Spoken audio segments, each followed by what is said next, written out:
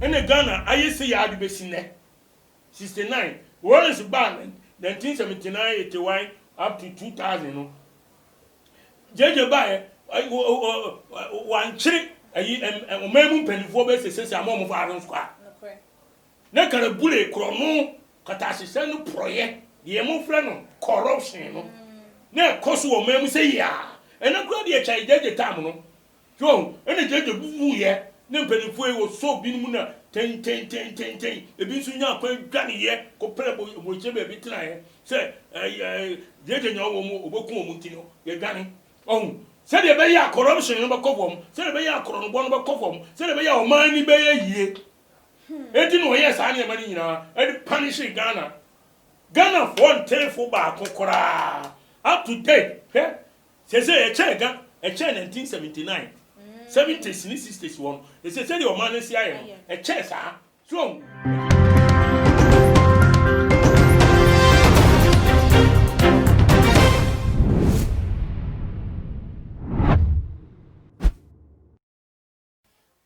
So much ashafo mema obibia akwaba sonko nyamisho mosedane da munya ebre eji edwa etie ensem ayede ebesom eye ewo ye fidie kase yi so na se de ye mpanifo eta kase nso hwe eta kunche na woje wone ne de yi ye papa Bishop Charles Agena Sare waba abonten edinsem bi ababa betu edwa because o hwe se de ye politicians ye Ghana wo man Ghana na asofo entimi enkan so wo mo so na ka wo so mo teki wo mo platform de kasa ensem no na wo mo entimi kan na ebi mu journalists so anko mo so enam so mo ye media personnel mo so betime bi ensem ani so wo mo bubu enua de agu wo mo asomonti no waba abonten de eye nsem bi aba betu edwa just wa blast wo mo na nyina no classify eye journalists ene eye asofo pastors no say wo mo eye damp dogs na ebusuan form mama yenkotie ne nsem na wodi etu dwane ye ba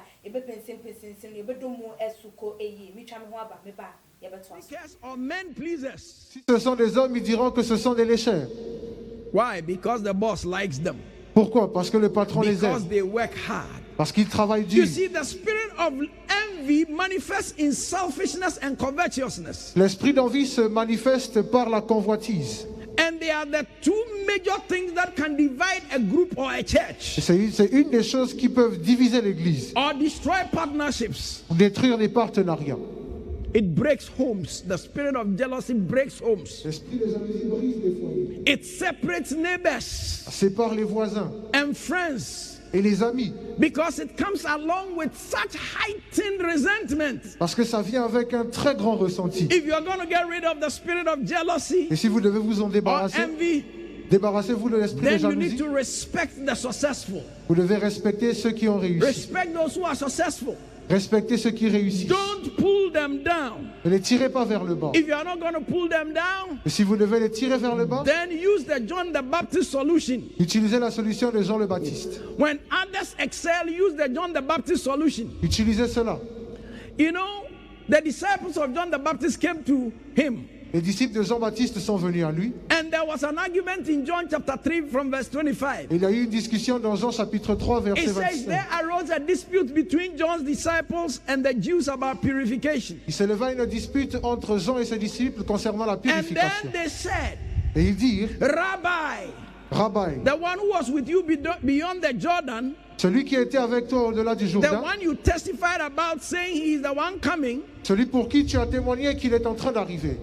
And John the Baptist said, et Jean le Baptiste dit, they were telling him that man Jesus is baptizing more people than you. Cet homme Jésus baptise plus de personnes que toi. Jesus is getting more followers. Jésus a plus de gens qui le suivent. John the Baptist could out of envy have broken the legs of Jesus. De l'envie, Jean le Baptiste pouvait parler mal de Jésus. But he said in John 3:27. Mais il dit dans Jean 3:27. He said a man can receive nothing. Un homme ne peut recevoir unless it has been given to him from above. Que ce qui lui a été donné du ciel.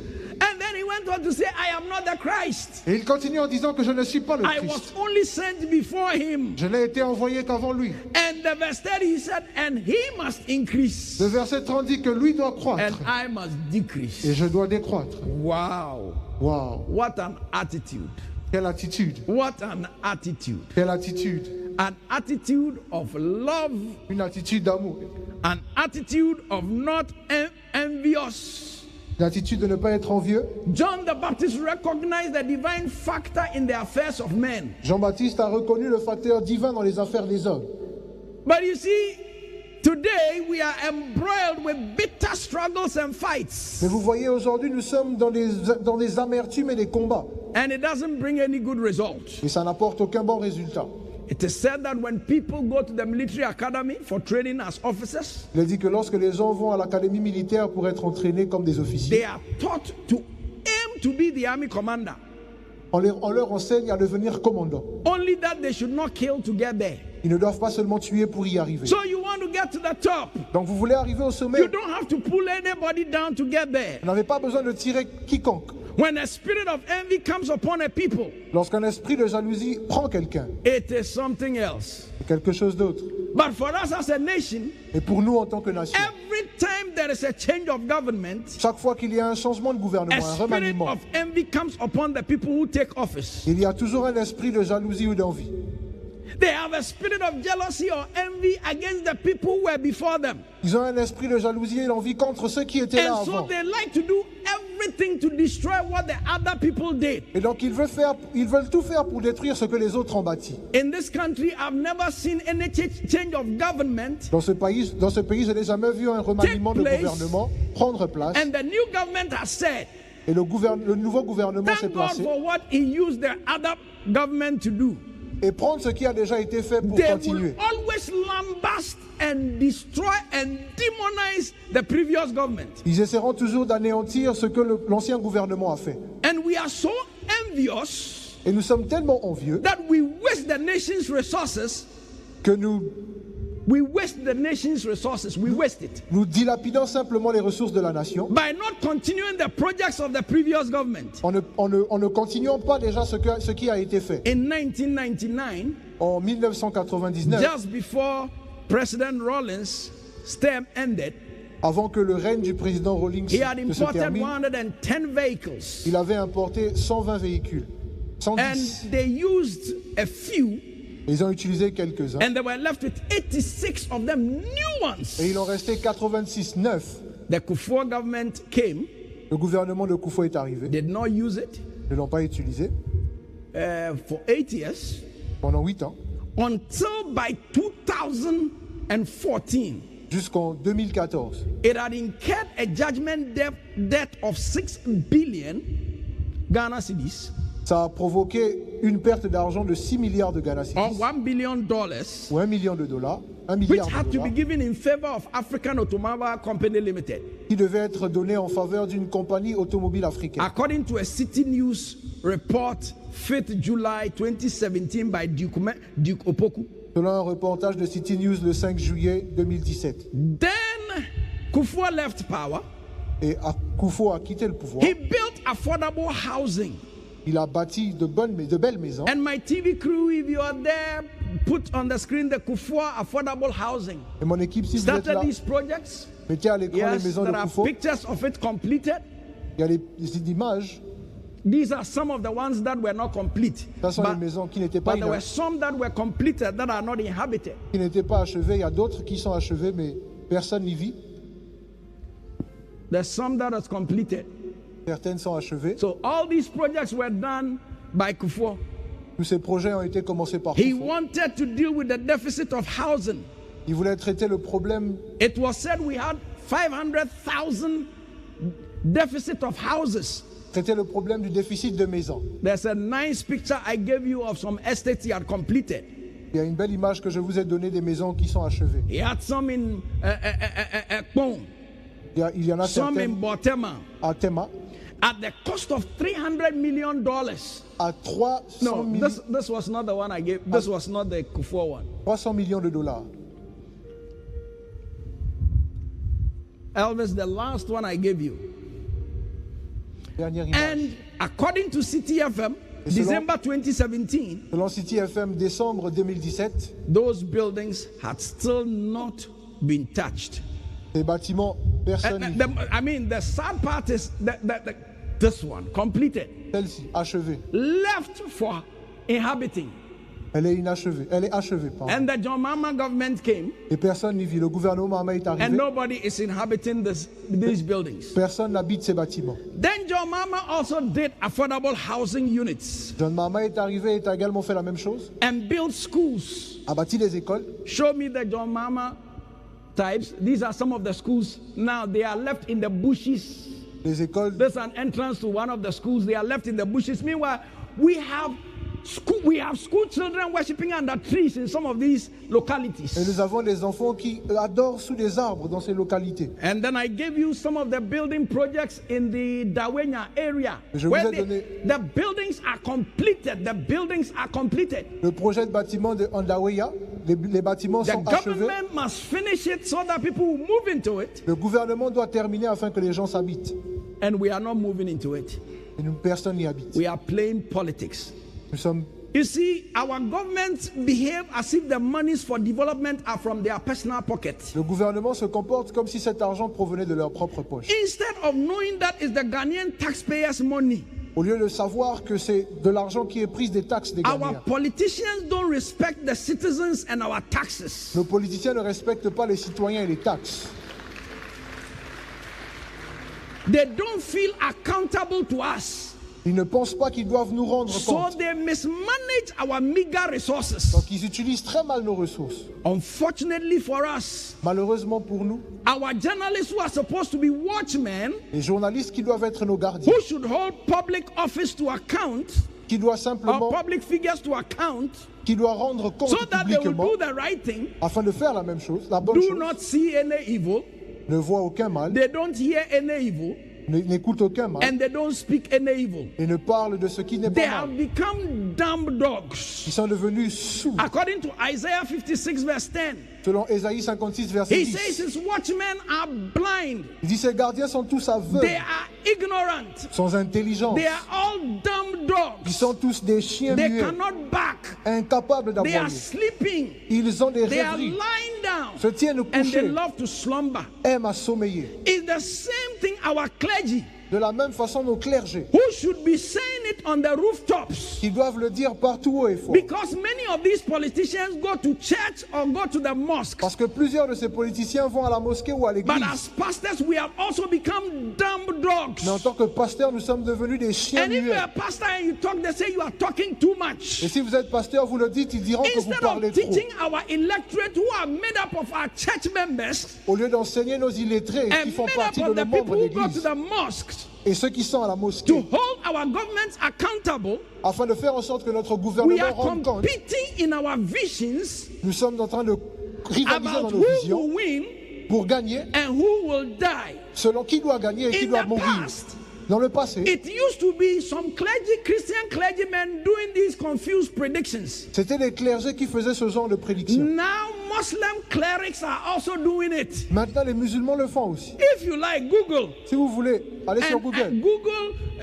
Ghanaian Muslim clerics predicting election 2020, you see it. Vous verrez qu'il y a des musulmans maintenant qui prédisent les élections. We must come to the place Nous devons arriver à cet where, endroit irrespective of our political affiliations, où, en dépit de nos affiliations we politiques, tell the government, disons au gouvernement, you cannot use our financial resources recklessly like this. vous ne pouvez dilapider nos ressources financières de cette If façon. you don't continue with a project led by the previous government, Si vous ne continuez pas un projet qui a été laissé as par le citizens gouvernement of this précédent, country, en tant que citoyens de then ce we pays, ask that you resign. nous demandons que vous résigniez. Because our children's children will pay these bills. Parce que les générations futures paieront ces factures. And we are leaving our politicians to make reckless financial decisions. Et nous laissons nos politiciens prendre de mauvaises décisions.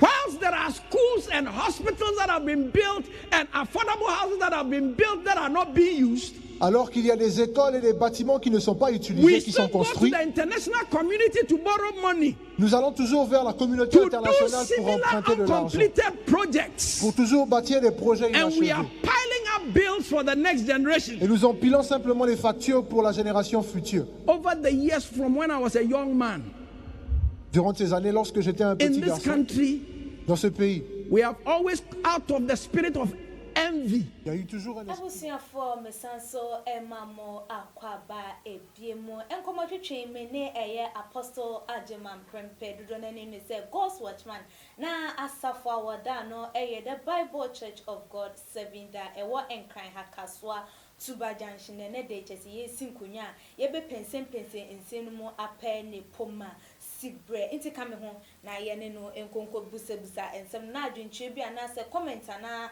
de opese wo busa bi ana so de to ye comment section yetimi e de asono no so atwetwe mu e de ama apostle me ma wakwaba ya me de empomboko oh Christ adum ne yankopon do nti ho ye na ho so na me adom me so me ho ye yes me am tin me adum ho ye there are boko Ifie boko you apostle yeah Bishop Charles Ajinasari enam COVID-19 yi nsensem by ntino yes is nansing ne church service anase ne dwumedia wodi no wo asori no wachichemu into a year series like wiki bia ne topic and so for the move wiki bia no topic now this wiki yeah na no kwasia dey the topic or dey ekoye getting rid of envy na numu a wo chirechire ensemu emu no utimi wo se enwoma no ahye ne so ache wo se won kanaga na fo nso so ya dwen empire ho so na wo de ne nsemu tudwa na wama ye hunu se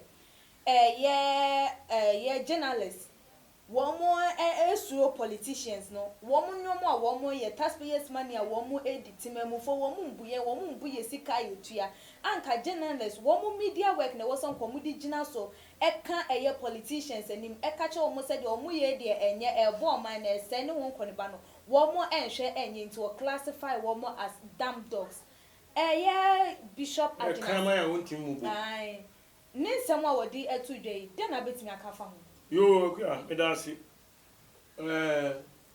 onyankopon hia oni edwumayefo nyina urade memo osomdwie chiromudin won kwanwum ahwefo nso mukura na mo adwuma no timi koso na mutie ya memwa mo won hyehyira obi biara wasore ma ne me mba nyina na me hyehyira mo yo akua ya transi asemu yo obusa me die anodin kire se enipa mpen kore so say the who can so on preacher so them all can say media for journalist na yesenka omutimi empenivo no ehunu de say omo ye kan bibi ti say kan omonim so ha on say de bia me kase Ghana empenivo no omo moayen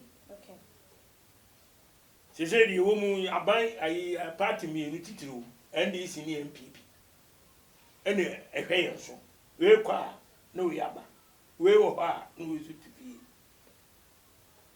92 ni started of Renzen constitutional rule ana meboa okay how many years now? About 28 years ni Ghana ede na koso media mi hu so de wo kwa o nu bibi dia me de mi hunu be o munya hwe ma o man no ni pebre o man no senke se ya na esai sikadie basa ene ekoso so na enipa o tiwi asen sikanti on kan kore okay so sikanti ni ban kan kore o hwe papa yesu o wu ya o sore no we are sorry ana bofo ebe ka kire ma bi amuba behwe no Mary Magdalene mu ko se o mu ko so sorry ndi bofo no ka kire ma ne se o mu nhia Yesu o Galilee na oni o mu ko ka kire na suafo no mu nhia no ho no no mo nkomudie ana o mu so ye den ekoi to o mu kro no asem bi si kwam ho na mpesa me kan ma obi atibie na wo kro no hwe awenfo no emu binum eba akro no ebe kan de esiye ekere asofo mpanimfo no so na woni mpanimfo no hia no otu agina awoma asrafo no sika bebere se mungo kase anadwo ye dae no ena suafo no ba be wi ano ese we dura amrado nanimu a ye be cheche mu yi na mo ho ankam wahu ade esika ye wa eno kura na da ho na papa Yesu awu asore a ya ayi Nyankopɔn asman bobo se onko ayi oma no kanche na suafo so mu nhia no popo no so no nipa se nya no kure enti wo so mu ma magiska mu carry sika mu odudi ma awemfo that is the security omo a wo chumafo no mu gadi Yesu mu chezo mu hunu de si ye mu se yese no kure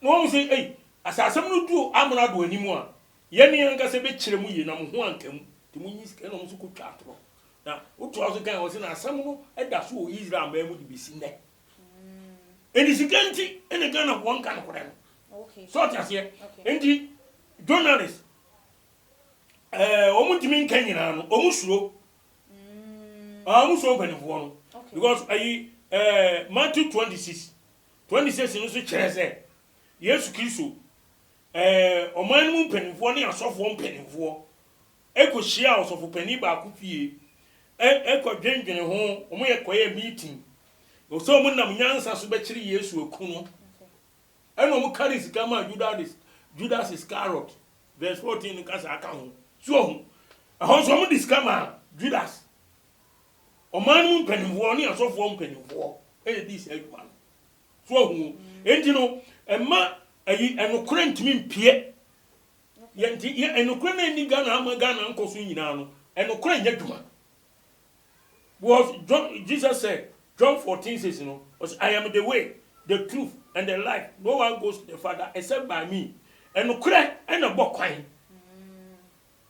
na enokure no bokwan a no afa kwan no so wanya kwa akosoro ahime eni se enokure mpia bibia ye basa unyi tuminya bibia mani nya yie enti sa two parties no katasumu emu asonko a eno mo te Ghana edi osofu pani bishop ayi Ajin Asare o kan me ne ya adwene because me ne ya adwene more than 100% because the ekoso o man mu enye enti journalist no wo mu ntimi nka wo kasesi a wodwuma no wutwu tan babawo udibira no babawo nti omo dwen omo sika na omo adwuma ho echen se wo mbeboa wo man mu oh yes okay sure me ba so tie niye enu na Nyankopɔn kan wo Jeremia onko de me nka ma me nka na nya ntem Jeremia chapter 4 verse 22 Awurade say me ma ye jimi woni me wo ye mankwasiafo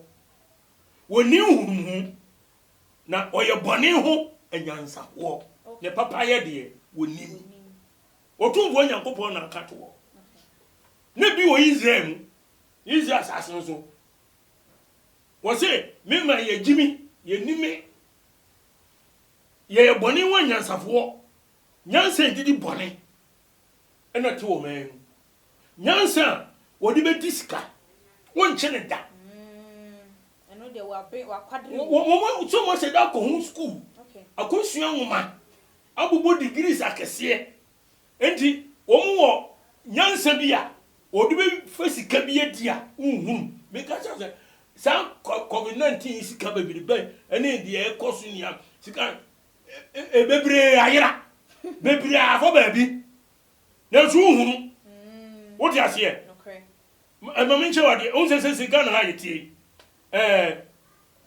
Lamentation chapter 5 o kin ka ho no mo a onu de mamenkai okay mfensi asem no so de osofu pani no o ka no menene ya adwene okay because ayi de empanimfo no ye no man mu no journalist mu ko kan wo adwuma no company ko ebe gunu so mo na wotumi do de tia bonya no so ayi NPP ba ayi banks bebre ye ngugu no adwuma bebre wo mu nsia no de na abeka uni sheka so edi wo ka de omo ye nsuma se pa asesi a asamato okay ye wodwuma be firi unsa nti kombe de wo nti eba nsa no obi aka na no otum ni ye hwe wo mo ene Ghana enkwara na ye ba no ye bre ye bebre wo wi asi mu Lamentation kwadum chapter 5 hwo awurade se awurade wɔka sɛ bi ma lamentation kyerɛ sɛ obi a asɛm bi ato no na wo twa adwo wo ne wira ho na wo twa ho ade ya na Jeremia enie awurade kai de aba yɛn so hwɛ ne hunu yɛn ahohra kai de aba yɛn so na hwɛ ne hunu yɛn ahohra Ghana fo yɛ ni mogu ase yɛ brɛ yɛ japade adane ahoho de yɛ fie ayesa na nafo fie ya dane nwisia ne nyanka yɛ nananom yɛ nanom ɛte sɛ kunafo nsu a yɛ nom yɛ tuaka yɛ nyina wɔtɔn ma yɛ okura yɛ kɔnchi kan yɛ kɔ yɛ brɛ o ma yɛ nya homiyɛ yɛ de yɛ homa Israel ne Assyria na yɛ nya aduane yɛ di yɛ gyanum ayɛ bɔne na nso oni hɔ na yɛn na yɛ so wɔn omumuyɔ ebi to Israel titimire no so tiaseɛ wɔsi yɛ japade adane ahoho de ene Ghana jobere companies bebree yatɔn ama aborɔfo no mo whisker firi o ma bi so aba abefa ene Kumasi jute factory e wo hen eni ho bi ayi rubber factory bi ane ye de ye ties no ye friend sempu ayi sa factory no a na nka ye se ye de eye car ties oh we don't finish it ure mikaya meka oh sa ayi factory no aka wiram yentumi de gropono ena ene companies ene Ghana niema bebre aka wiram obi amfane se nka we ba o hwe sika o de be ye no e be no nti o be den obedi so obedi sika no ena urade se me ma ye jimi onimi wo ye mangosia wo ye bone wo nyansafo na de party wo de ye wo mo nye edi se so mo hwe Ghana yie ma Ghana timi nkoso wo de ase edi so so fu bi kan o di kan because Ghana ya bre enya independent ha ya ben 1957 ya ben ni omi na 2020 no correct how many years ya mu ni 6 years ya bro ko Korea ne ko hwe ko ayi Singapore Asia no won no enu omunya independence pe eni ye ne a ye kura ye nya bi che wo no ene they are developed a developed country wo kan wa superpowers no ho ana say the G8 no ne wo advance no wo kan ho ke Ghana da bia ye ko bobosia ye ni koko ye ni timber ye ni bauxite manganese ni a diamond gold ni a ye ni bordie ye ni bayire ye ni banche ye ni mako ye ni ntos ye ni abe ye ni kube nyango bon sa ofa o ye mbe pie so o de pie so ade di na Ghana ye di hia ade di na Ghana ye ho che hia apostle me de bia me kan me pacho o me de bia me kese azuma ko fa ba de asem gezi o ade bia me de masuma me kan se Ghana kan ye ba pini a aborofo na di yeso a nke be fa beta broni di osisi a de abenya ne pia free ubenya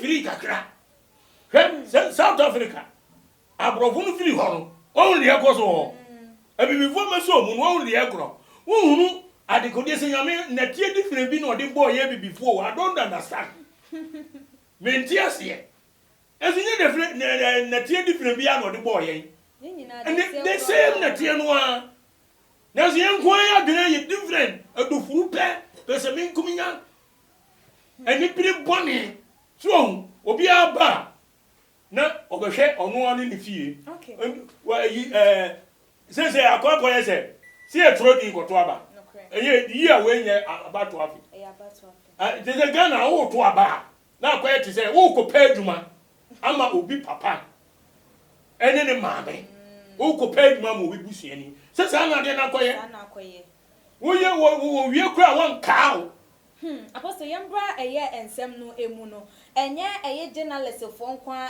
na yem papa wodi na nisi wo mo eso wodi na nisu si eye wono ane mfefo asofo eso na wo hu ni se eye politicians ya wo mo ewo mayimu wo mo di wo man ni sika wo mo mfa eye sika no en develop eye o man no wo mo di gu wo mo ankasa ebotom se de wo mo de ye ni wo mo pese de like enioma a wo mo eye na sika na afri wo mo abotom taxpayers money wo mo use no anyhow na de ntia na ni abode na ni brand so kwa asofo so eye se wo se eye politicians ebinom kwa ansore ebinom ye nsore ni mu binom eye church members ebinom so kwa mosque na se wo mo entimi enka wo mo anim dia ene wo mo so no wo mo ye damn dogs na wo de eye Isaiah 56 verse 10 ena ebake eye ni statement wo de ebo eye asofo no echi eno so de na betimi aka fa ho yo kwes ka pam da sin nyame nshira bibiri ohun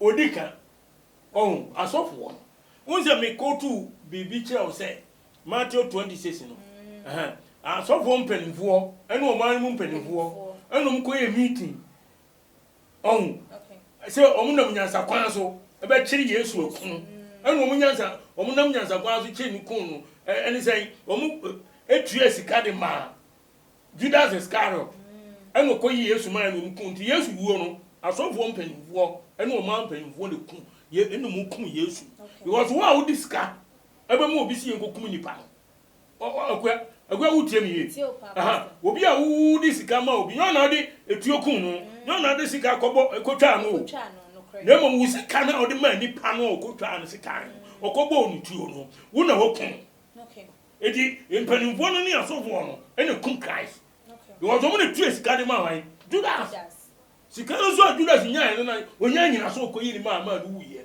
so this wo bo asofo no echi enye so wo bo omochi o kan kure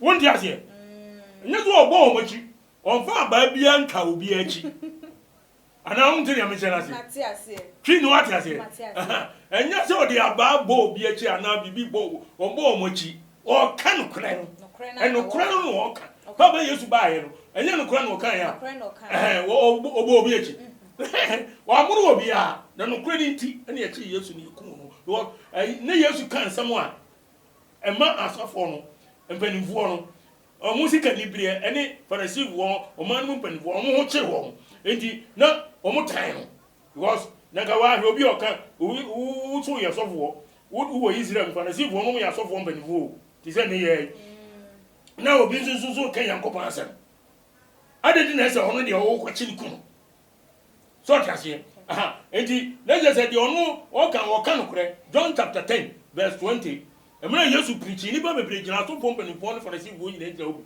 wo mu nyina mu ka chen say o the o preach no Christ o ho money no abodam adenti na mu tie no so enti ayi asofo pompa ni no Bishop Ajin Asare ka se wo mu ntimi nka wo mu asem no o mu nyina na ka na womun ni womun nyina na eye bibia wo manum tambia anum o manum penifo ne asofo penifo ena go together anunti na bibia wo mo ye no wo mo support o muntimi enka wo yes o muntimi kan because o munya bi sika ni bidiba so tiase e ndi say o Christian council o man Christian council o mo duma ne say o mo duma ne say so hwede Kristo suma ye hwede ekoso o man mu bibia enkoyie bibia nkoye no wa na ekogina akoka wo ka sesi aye bekun wo ka sesi abe chiwatum because of money me sisi kanti ena Yesu ye born na sedwe sika ne kum Yesu sika krona na ekum Ghana o me Ghana he wo ko ba bia ayi village bi no ne ade na nipa koreta ho anwe ho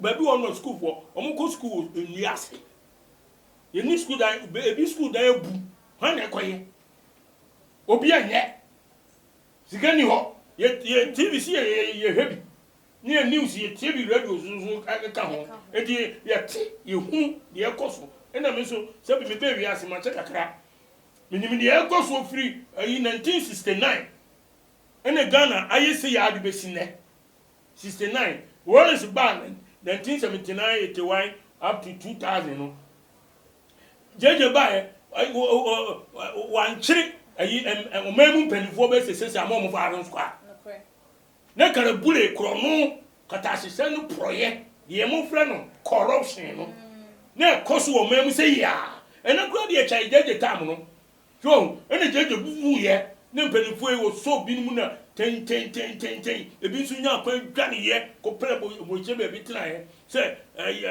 jeje nya wo mo oboku wo muti no ye dwane se de be ya corruption no be kofom se de be ya korono bo no be kofom se de be ya o man ni be ye yie enti no ye sa ne mani nyina e punish Ghana for telefo ba kokora up to date se e chega e che 1979 70s ni 60s one they say the man si aye e che sa so enti osofo no woka me ni ya dwene pa because anokura no aka no okay ti beni go no zakra wo ma dwen apostle we na me te wase ye ne ye bishop Adnasare kana na che say we wake up call award dey ma asofo ni journalist for say e bra so say wo mo enka politicians no anim yes okay Bible mukra no okay 1 Timothy 5:20 na wo say wo mo eye bone no you are 10 oni pani nyina ni wo mo eye ka no so aye dey asuro endi wo say kan na Akufo Addo ba yi ye president ko ba yi ka so hwehwe NDC former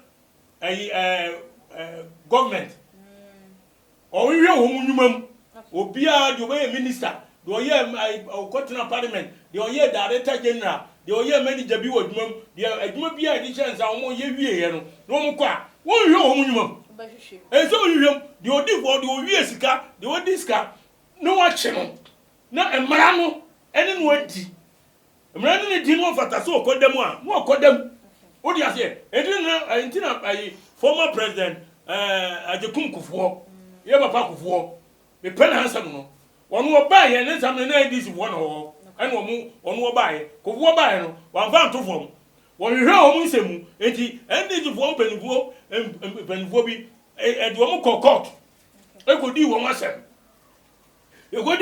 no ena emra ni kire se wo mo afa Ghana ska wo mo di Ghana ska bi enti wo mo gongo da fiase ena emra no de wo mo koto fiase ye nyina ti Ghana ye huni adentina still obi mo ma ba mo soro eno se mo hwe ndisi ba mo so mo hwe ayi fodiem when people vote him yes enti se obi ebe transgender se wo ye bibi anya na o se wo hwe ni se mu die wo se president Akufo Addo o hwehwe NDC fo no first no mo ho no o mu nwuma o meye ye no o kom o hwehwem na obi a o tosini ana se o ye de ensem fata no ya mo frɛ no correction wo di aban sika de ya ade na NPP fo mo mfa nipa nkokɔ na mo gya wo mo tena wo saa na daache mo so mo fi ho na se wo mo so ba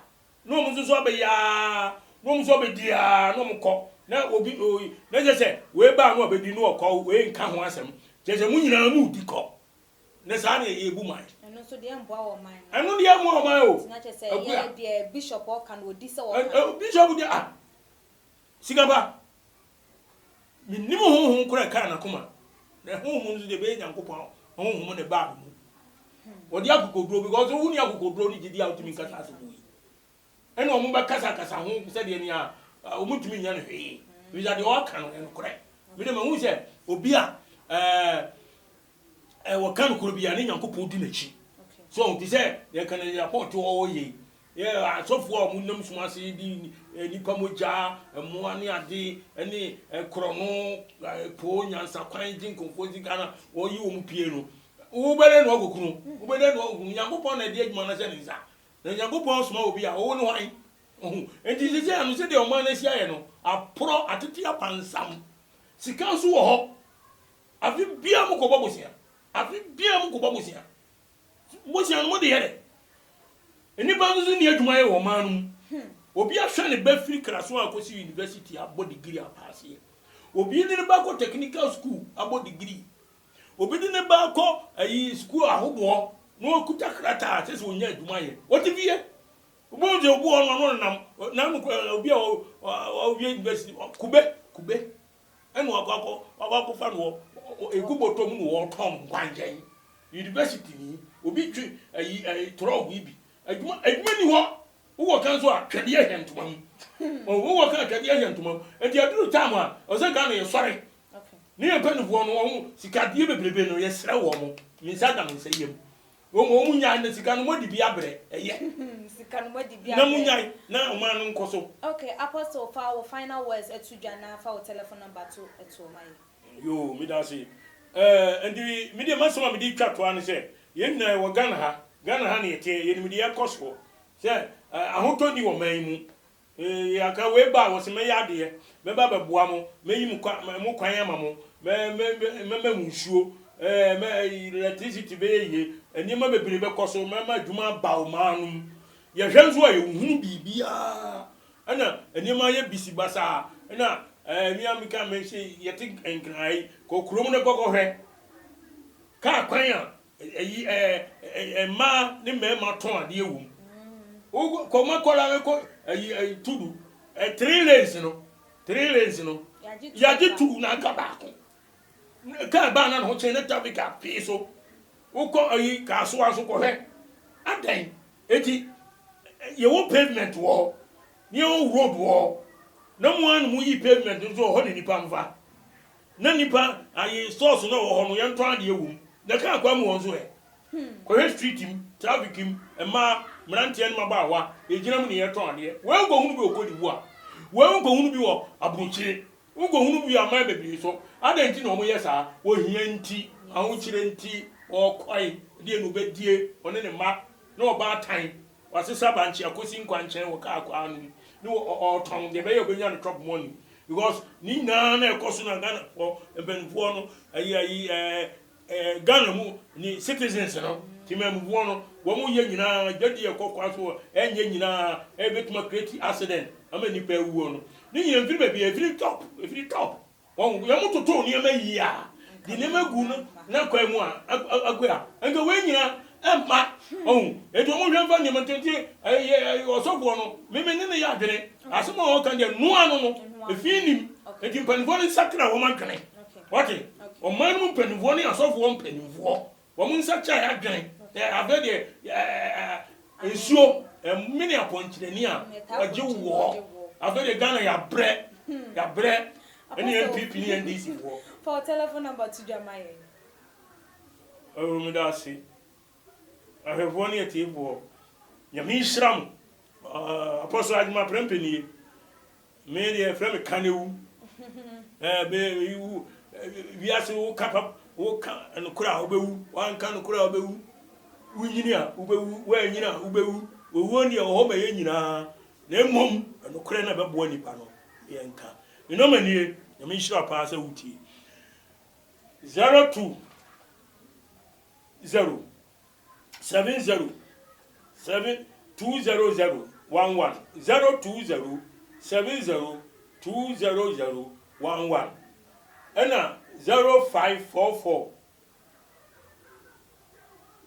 26 14 0544 26 14 bedam nyina se onyankopon mama so dwie wo nhira mo akoma so ade biara no onfa no mo bi biara wa hwe ne o Yesu di mu amen amen ebusia for aha enedi edwumadi ni esiri we ye futuo ene nsem a chese ye papa bishop agina sarodi tu dwane papa nso so de ne de atoa eto entu nso so no de ababi ewo no watimi afa we ye media personals say na ye wake up call e de ma ye se panimu bi ye de nya obetimi aka na nya so wo kan say ye second na so wo kan say wo kan bia na de nyansa so ayden ato ho ebusia for one subscribe to your channel na message say wo be ye bi mo so like your videos na share from ebusia adofonum all the social media platforms betimi follow ye ye IGP @TumaGH_ me amede dwumade hu chia me medi ene akua sikapa dasene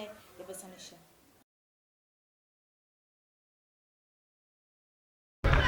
Boniadofo ahaye GH too much and I okay Malupi ene kase osofo Malupi me nhwe baby a me nko baby a too much GH na me fidie ne to ho na me subscribe ka me ho nyenkohwe nsem pa wo ho me das ma crowd